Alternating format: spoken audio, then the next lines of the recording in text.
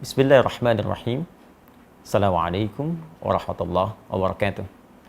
Alhamdulillah, wassalatu wassalamu ala rasulillah wa ala alihi wa sahbihi wa man wala wa ba'du.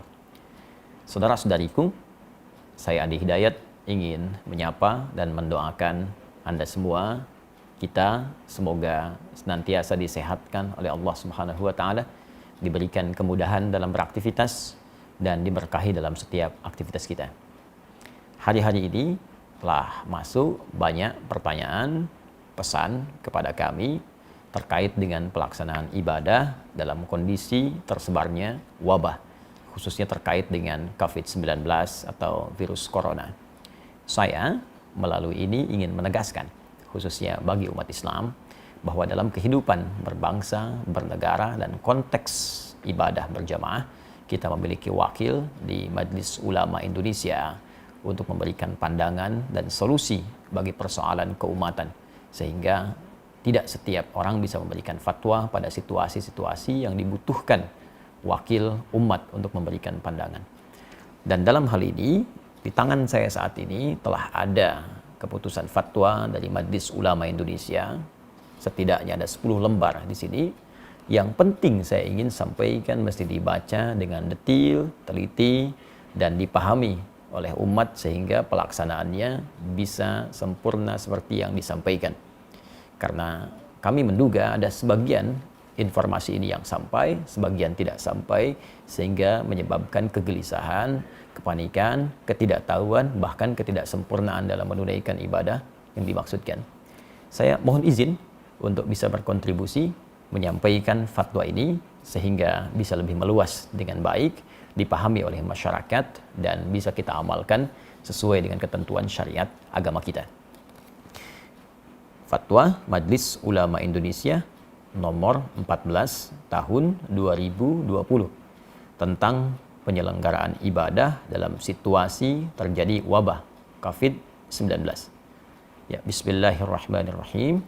Komisi Fatwa Majelis Ulama Indonesia MUI setelah menimbang dan seterusnya, mengingat dan seterusnya.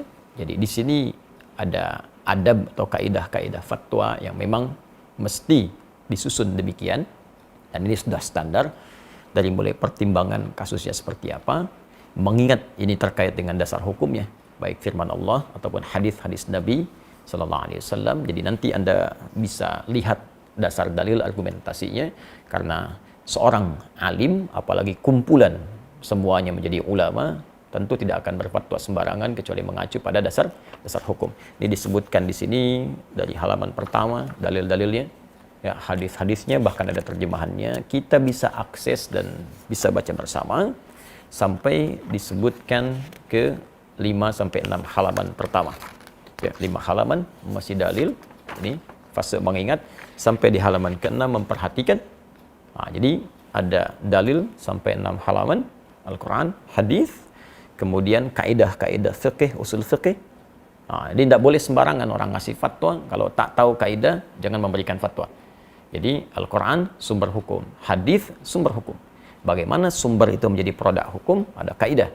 Nah, sehingga menjadi produk fikih yang bisa kita amalkan bersama. Ini kaidahnya disebutkan, kemudian memperhatikan pendapat-pendapat ulama. Jadi merujuk sehingga semua keilmuan ini aspeknya punya sanad, bersambung kepada ulama-ulama sebelumnya yang mendekati kepada isyarat-isyarat Nabi Sallallahu Alaihi Wasallam. Jadi penting merujuk kepada ulama-ulama untuk mengamalkan hadis Nabi, ya, wa innamal ulama warathatul anbiya, dan ulama itu pewaris Nabi, ya, para nabi, khususnya Nabi Muhammad Sallallahu Alaihi Wasallam.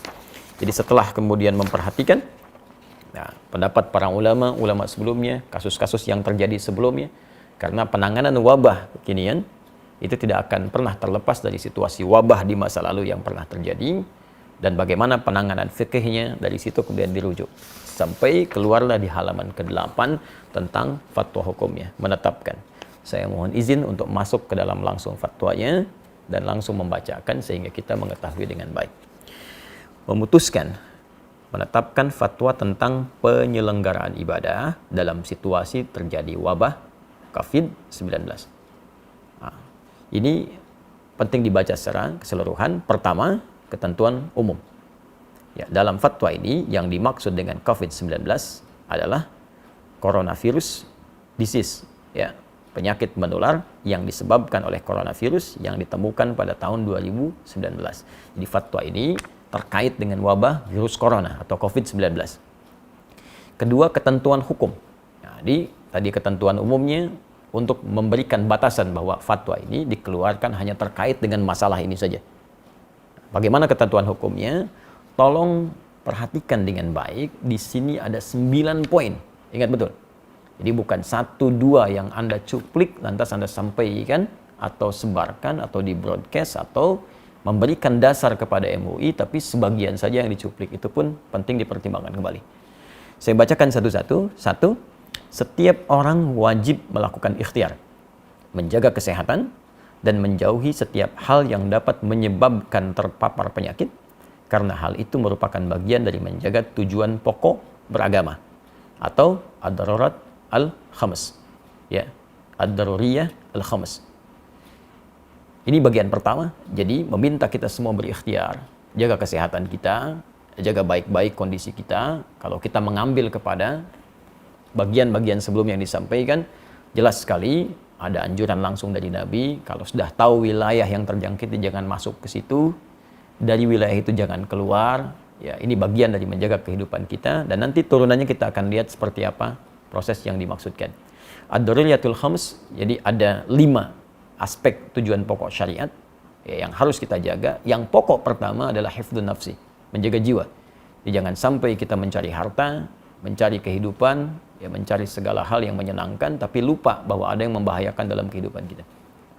Saya tidak akan banyak menafsirkan, kita sudah pahami. Jadi kedua, ini yang paling penting, orang yang telah terpapar virus corona wajib menjaga dan mengisolasi diri agar tidak terjadi penularan kepada orang lain. Saya ulang, orang yang telah terpapar virus corona wajib menjaga dan mengisolasi diri agar tidak terjadi penularan kepada orang lain.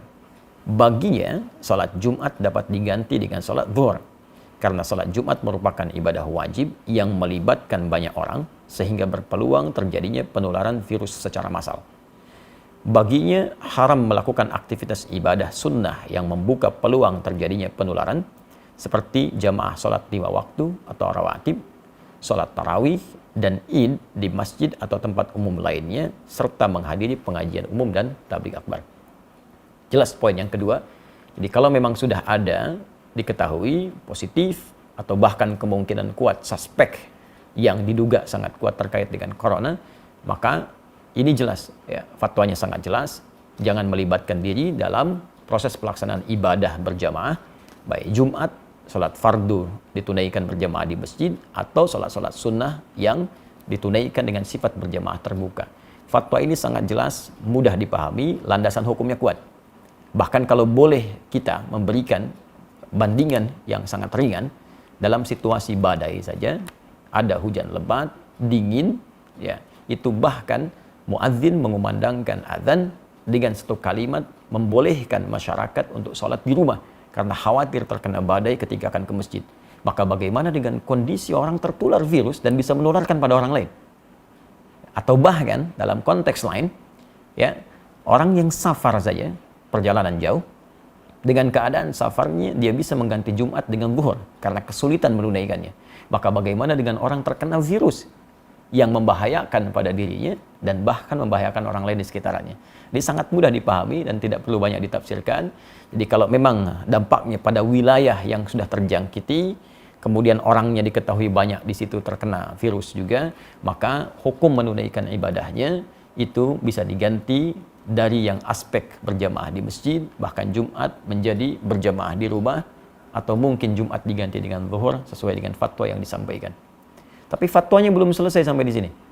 Jadi kalau kita mengambil yang kedua ini saja, maka nanti akan banyak ditafsirkan dengan ya, masjidnya ditutup, Jumatnya tidak ditunaikan, ya, baru secara umum.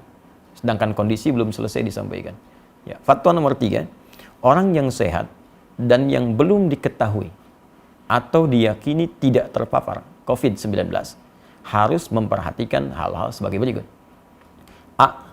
Dalam hal ia berada di suatu kawasan yang potensi penularannya tinggi atau sangat tinggi berdasarkan ketetapan pihak yang berwenang, maka ia boleh meninggalkan sholat Jumat dan menggantikannya dengan sholat zuhur di tempat kediaman, serta meninggalkan jamaah sholat 5 waktu atau rawatib, tarawih, dan id di masjid atau tempat umum lainnya.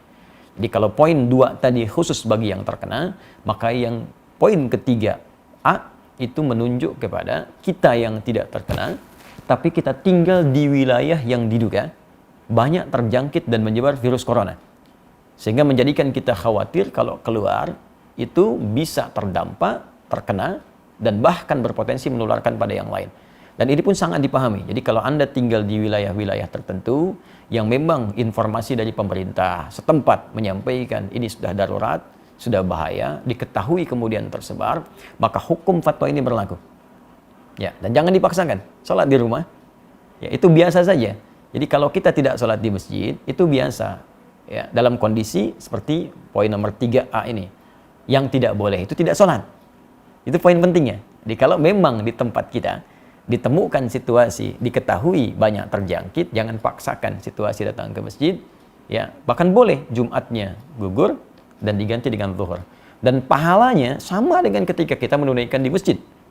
Ya, saya sampaikan hadis Nabi SAW, riwayat sahabat Abu Hurairah radhiyallahu taala anhu, Nabi pernah menyampaikan, "Idza maridul 'abdu aw safar kutiba lahu mithla ma kana 'alaihi muqiman sahihan."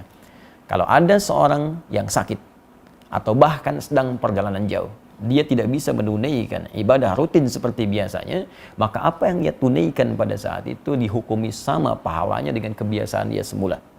Saat sehatnya, saat normalnya. Anda saat safar kemudian menunaikan yang sempurna jadi qasar, zuhur 4 jadi 2, sunnah tidak dikerjakan, padahal sebelumnya biasa Anda tunaikan.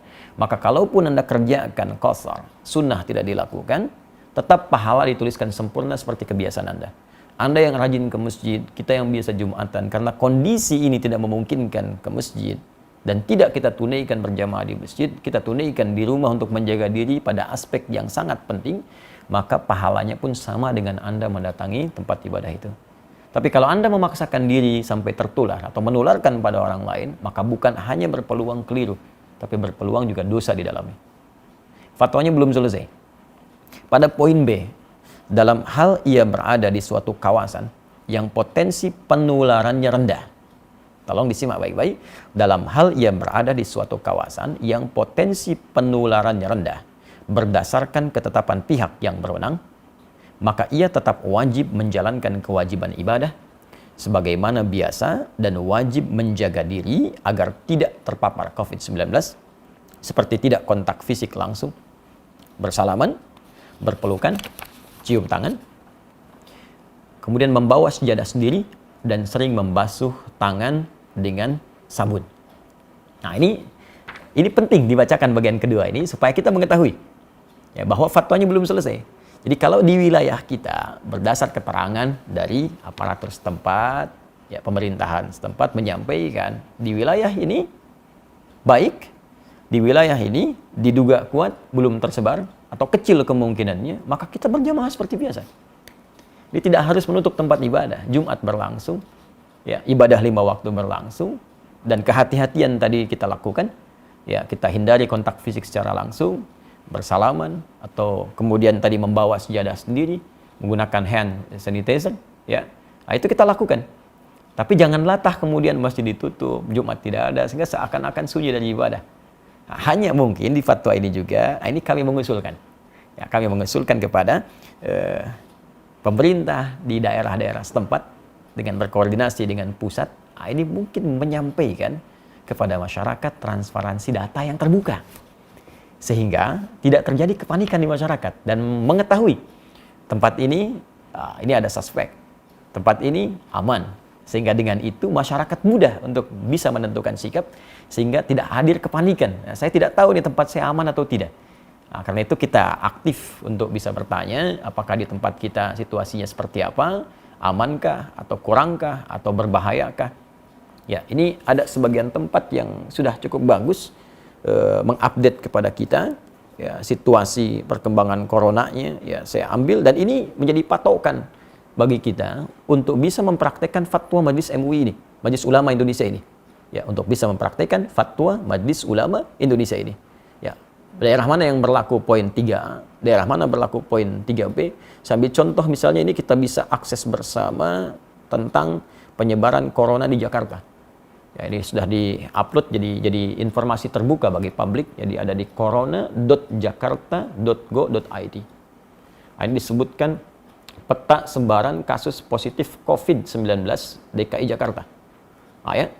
Jadi sampai hari ini ya disebutkan teman-teman sekalian, ini petanya sudah merah semua tuh. Dan dijelaskan. Ya, ke bawahnya dijelaskan kelurahannya di mana, rumah sakit penanganannya di mana, hasil pantauannya sampai tanggal kemarin 18 Maret pukul 18 seperti apa, jumlah kasusnya berapa, positif titik kelurahan bagaimana, yang menunggu hasil, yang positif bisa kita akses. Bahkan Anda tinggal di mana, ini tinggal diklik titik merahnya, tuh, keluar. Kelurahan mana, terjangkit atau tidak, tapi ini kondisinya kita bisa tetapkan melalui Fatwa Majelis Ulama Indonesia, masuk kondisi yang mana. Kalau sudah merah seperti ini semua, saya kira bisa diusulkan Majelis Ulama setempat di wilayah Jakarta duduk dengan pemerintahan Provinsi DKI Jakarta, lantas memberikan himbauan pada masyarakat sesuai situasi kondisi ini. Ini yang bisa kita lakukan. Dan daerah-daerah lain berkoordinasi ya, dengan pusat, diberikan instruksi yang jelas, dari wilayahnya kemudian memberikan gambaran ke masyarakat. Pertimbangan-pertimbangan lain kita serahkan ya, pada pengelola dan pengatur stakeholder di bangsa, di negara. Tapi kewaspadaan kita sebagai tanggung jawab bagian dari masyarakat, kita turut aktif untuk bisa mengimplementasikan instruksi dimaksud dengan barangkali menjaga diri kita dan menyesuaikan dengan kondisi-kondisi tadi. Kita bertanya, Anda yang di Jawa, Jawa Barat, Jawa Tengah, Jawa Timur, Jakarta, Jogja, dari Sabang sampai dengan Merauke, kita ketahui wilayah kita, baru kita terapkan fatwa yang dimaksudkan ini. Dan disinilah pentingnya para ulama juga dilibatkan untuk memberikan pendampingan ke masyarakat. Ya, saya ingin tegaskan situasi sekarang ini berdampak luas ke fikih.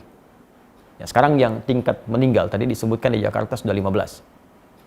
Bagaimana cara menyolatkannya, cara memandikannya.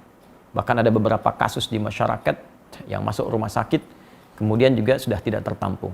Ada lagi yang lebih ekstrim, akan disolatkan, dikuburkan, masyarakat tidak menerima karena takut tertular. Ini saya kira kita, para ulama, para ustadz juga mesti terpanggil untuk membantu, bersinergi, dan memberikan pendampingan ke masyarakat, dan berkoordinasi dengan wilayah pemerintahan dengan baik, sehingga kita terjadi kesatuan, perpaduan, dan sinergi yang baik, satu dengan yang lainnya. Kemudian saya bacakan fatwanya, ya. Dalam kondisi 4, dalam kondisi penyebaran COVID-19 tidak terkendali di satu kawasan yang mengancam jiwa, umat Islam tidak boleh menyelenggarakan sholat Jumat. Saya bacakan, umat Islam tidak boleh menyelenggarakan sholat Jumat di kawasan tersebut sampai keadaan jadi normal kembali, dan wajib menggantikannya dengan sholat zuhur di tempat masing-masing. Demikian juga tidak boleh menyelenggarakan aktivitas ibadah yang melibatkan orang banyak dan diyakini dapat menjadi media penyebaran COVID-19 seperti jamaah sholat 5 waktu atau rawatib, sholat tarawih dan id di masjid atau tempat umum lainnya, serta menghadiri pengajian umum dan majlis taklim. Ini nomor 4 ini dalam kondisi penyebaran COVID-19 tidak terkendali. Artinya memang sudah mewabah luas, tidak bisa ditangani sama sekali, maka fatwa ini berlaku. Dan ini sudah tidak perlu kita berfatwa lagi. Jadi kalau orang-orang tak paham, sudah diam saja. Ikuti instruksinya, karena ini sudah orang yang pakar yang berbicara. Ya, kadang-kadang kita ini suka aneh. Masalah ekonomi, kita ikut ekonom. Masalah hukum, kita ikut ahli hukum. Ya, masalah untuk bisnis, kita ikut pebisnis. Tapi kalau urusan agama, semua bisa berfatwa. Maka saya tegas ingin menyampaikan, kalau tidak punya ilmu, tak paham, sudah ikuti instruksi yang ada, jangan bikin fatwa masing-masing. Jangan sampai Anda bisa mengatakan misalnya, mohon maaf, ini kan bagian dari ibadah itu wajib kalau wafat sedang dalam keadaan sholat. Wafat itu tidak ada kaitan dengan virus atau yang lain. Kalau sudah tiba ajal ya wafat. Tapi ketentuan syariat mesti kita ikuti. Nabi saja meminta kita untuk menjaga diri. Anda bukan Nabi, bukan Rasul, menganjurkan sesuatu yang bertentangan. Maka itu sangat hal yang tidak diharapkan. Mohon izin saya meneruskan. 5, dalam kondisi penyebaran COVID-19 terkendali. Ini, tolong catat juga ini. Dalam kondisi penyebaran COVID-19 terkendali, umat Islam wajib menyelenggarakan sholat Jumat dan boleh menyelenggarakan aktivitas ibadah yang melibatkan orang banyak seperti jamaah salat 5 waktu atau rawatib, salat tarawih dan id di masjid atau tempat umum lainnya, serta menghadiri pengajian umum dan majlis taklim dengan tetap menjaga diri agar tidak terpapar COVID-19. Nah, jadi kalau di wilayah-wilayah yang diketahui, sekali lagi, transparansi data, informasi yang dibuka ke publik, setidaknya menyampaikan, ini wilayah ini terpapar, wilayah ini tidak. Sehingga kita bisa petakan, oh ini yang tidak, yang aman, maka berlaku fatwa yang ini. Ini yang terkendali, tetap Jumatan. Masjid dibuka. Jadi jangan sampai syiar-syiar ibadah itu hilang, tertutup. Nah, jangan dipukul rata fatwa ini bagi semua kondisi yang sekiranya terjadi perbedaan keadaan di dalamnya. 6. Pemerintah menjadikan fatwa ini sebagai pedoman dalam menetapkan kebijakan penanggulangan COVID-19 terkait dengan masalah keagamaan dan umat Islam wajib menaatinya. Nah, ini sudah tidak perlu saya tafsirkan. Tentunya fatwa ini sudah sampai ke pemerintah kita. Negara kemudian bisa mengambil tindakan dan kita mengikuti sesuai dengan arahan fatwa MUI yang dimaksudkan. 7. Pengurusan jenazah. Ya, tajhiz al-janaiz yang terpapar COVID-19, terutama dalam memandikan dan mengafani, harus dilakukan sesuai protokol medis dan dilakukan oleh pihak yang berwenang dengan tetap memperhatikan ketentuan syariat, sedangkan untuk mensalatkan dan menguburkannya dilakukan sebagaimana biasa dengan tetap menjaga agar tidak terpapar COVID-19. Saya kira ini sangat jelas, ya, dan ini perlu berkonsultasi juga.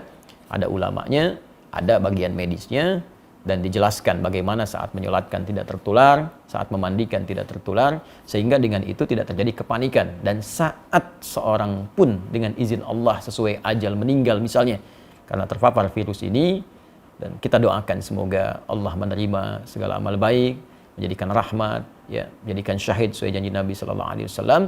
Nah, tapi yang paling penting adalah dengan jelas semua itu tidak ada kepanikan dan kita mengerti apa yang harus kita lakukan.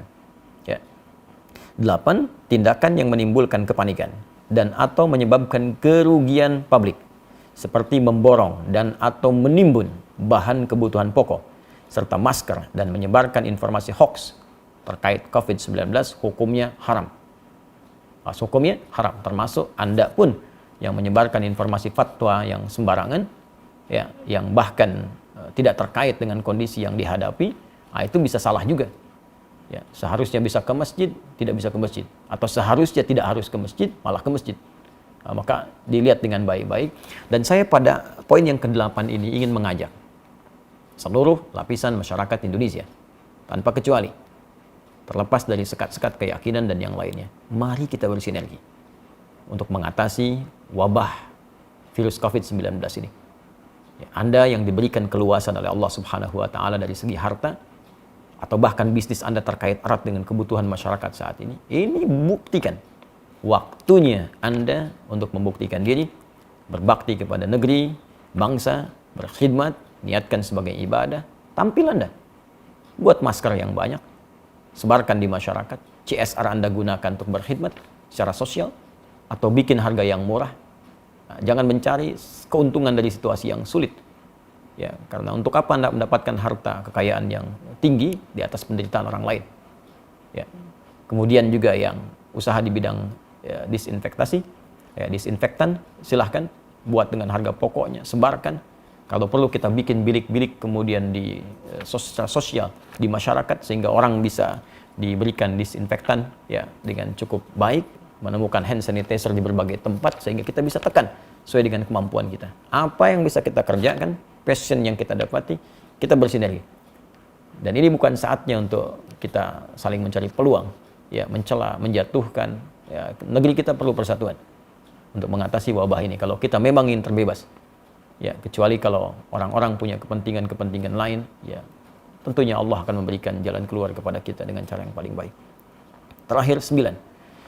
Umat Islam agar semakin mendekatkan diri kepada Allah Subhanahu wa Ta'ala dengan memperbanyak ibadah, taubat, istighfar, zikir, membaca kunut nazilah di setiap salat fardu, memperbanyak salawat, sedekah, serta senantiasa berdoa kepada Allah Subhanahu wa Ta'ala agar diberikan perlindungan dan keselamatan dari musibah dan mara bahaya. Ya, daf'ul bala, khususnya dari wabah COVID-19. Inilah 9 poin yang disampaikan, dan bagian terakhir khususnya bagi kita umat Islam sangat penting kita lakukan. Karena semua solusi akan kembali kepada Allah Subhanahu wa taala. Al-Quran surah kedua Al-Baqarah ayat 156. Alladzina idza asabathum musibah qalu inna lillahi wa inna ilaihi rajiun. Orang-orang hebat itu, orang-orang sabar, orang-orang terbaik itu ketika diuji dengan musibah apapun, maka ia kembali kepada Allah untuk meminta solusi. Kita tingkatkan ibadah, amalkan doa-doa yang disebutkan dalam Al-Quran, amalkan doa-doa yang disampaikan oleh Nabi, dan indahnya dalam Islam, bahkan kita sudah mendapatkan tuntunan lengkap dalam kehidupan, bahkan terkait hal yang belum kita alami di masa-masa selanjutnya. 15 abad yang lalu, Nabi sudah menginfokan akan datang wabah. Sekarang kita tahu situasinya, dan bahkan Nabi ajarkan kalimat-kalimat untuk bisa kita amalkan. Baca zikir pagi, petang, baca doa-doa dalam Al-Quran, yang dengan itu insya Allah terhindar kita dari wabah dengan izin Allah Subhanahu wa ta'ala. Terakhir rekomendasi. Ya, pemerintah wajib melakukan pembatasan super ketat terhadap keluar masuknya orang dan barang ke dan dari Indonesia kecuali petugas medis dan barang kebutuhan pokok serta keperluan emergensi. 2. Umat Islam wajib mendukung dan menaati kebijakan pemerintah yang melakukan isolasi dan pengobatan terhadap orang yang terpapar COVID-19 agar penyebaran virus tersebut dapat dicegah. 3. Masyarakat hendaknya proporsional dalam menyikapi orang yang suspek atau terpapar COVID-19. Oleh karena itu, masyarakat diharapkan bisa menerima kembali orang yang dinyatakan negatif dan atau dinyatakan sudah sembuh ke tengah masyarakat serta tidak memperlakukannya secara buruk. Kemudian ketentuan penutup. 1. Fatwa ini mulai berlaku pada tanggal ditetapkan dengan ketentuan jika di kemudian hari membutuhkan penyempurnaan akan disempurnakan sebagaimana mestinya. 2. Agar setiap muslim dan pihak-pihak yang memerlukan dapat mengetahuinya, semua pihak dihimbau untuk menyebarluaskan fatwa ini. Dan apa yang saya sampaikan ini menaati, mengikuti himbauan khususnya di poin yang keempat ketentuan penutup, berkontribusi dalam menyebarluaskan fatwa ini sehingga diketahui oleh masyarakat dan bisa kita taati dan jalankan khususnya bagi umat Islam di seluruh wilayah Indonesia yang kita cintai ini. Ditetapkan di Jakarta pada tanggal 21 Rajab 1441 Hijrah, 16 Maret 2020. Majelis Ulama Indonesia Komisi Fatwa, Ketua Profesor Dr. Hasanuddin AF, Sekretaris Dr. Haji Muhammad Asrul Ni'am Saleh MA.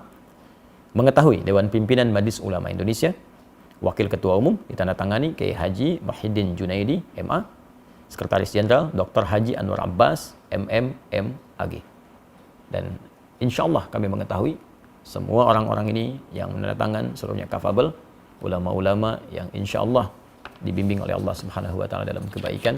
Karena itu dengan hadirnya fatwa ini, maka silahkan kita sikapi dengan baik. Saya berharap juga kepada kolega dari kawan-kawan, termasuk khususnya di umat Islam, Ustaz, para ulama-ulama di daerah ikut menyebarluaskan ini dengan proporsional, dengan detil, sesuai dengan keadaan daerahnya, sehingga menjadi sikap bagi masyarakat untuk bisa menunaikan ibadah.